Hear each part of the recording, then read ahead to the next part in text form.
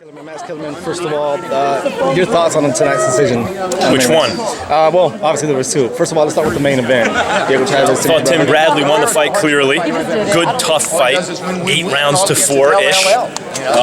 Unbelievable.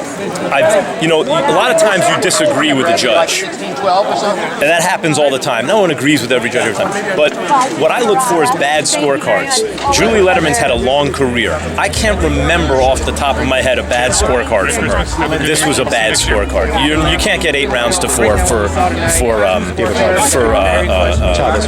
Diego Chaves. Now, her integrity is above reproach. So what can happen is from a certain side of the ring, it just happens this way that the action is difficult to pick up. That the fighter that's actually winning the fight, his back is to you, and what you're seeing is the other guy land punches. That can happen, and that's what I assume happened tonight. But in your opinion, what would you think would be best for Bradley-Chaves? Do you think he seeks a rematch immediately with Diego Chaves? No, I don't think he needs a rematch. He beat him. What's the point? Yeah, true. He won. Well, you want to do it again? It's a good, tough fight, but it's not like Diego Chaves won the fight.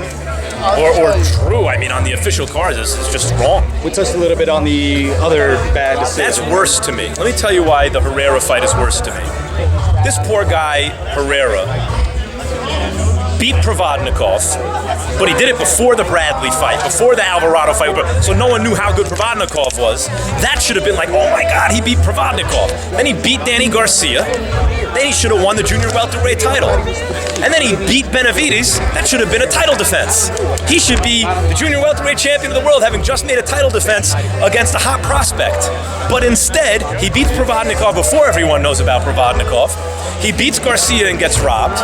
And he beats Benavidez and gets robbed. And what sticks in my craw about the Benavidez fight is if you want to say that you could find 7 rounds even to give Benavidez, okay, here and there'll be an observer who said, I found 6 or 7 rounds, 1 or 2 of the quieter rounds they gave to him, whatever, to give Benavidez. I can live with that. But why is it throughout the history of boxing that 99 times out of 100, the money fighter, they find 7 rounds to give him? And in this case, it wasn't 7, it was 8 and 9 rounds. Herrera won the fight and got ripped off, and I feel my heart breaks for that guy. He should be celebrated for the Provodnikov win. Won the title against Garcia, just made a title defense against a hot prospect. This is a guy without like tremendous promotional push because he has losses and he's not a big puncher. He's not that fast. He has to do it with guts and guile and experience, and he makes good action fights even though he's out boxing guys. I mean, he's like everything that's right about boxing, and he gets ripped off. It's like no good deed goes unpunished. Let me ask you this. Do you think the fact that Benavidez is a top-ranked fighter had anything to do with the fact that he's I'm not even going to get... listen, I don't... Then what about top rank in the main event, right?